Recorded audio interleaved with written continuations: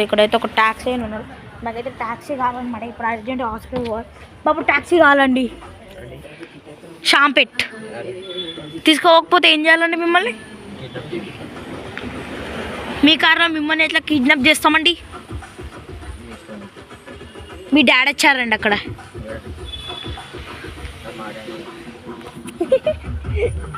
తనిష్కి బేసిక్గా అన్నయ్యకైతే డాడీ చాలా భయం.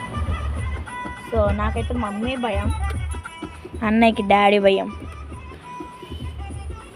డాడీ వచ్చి ఎందుకు కూర్చున్నారా అని అడిగేదాకా లేవాడు.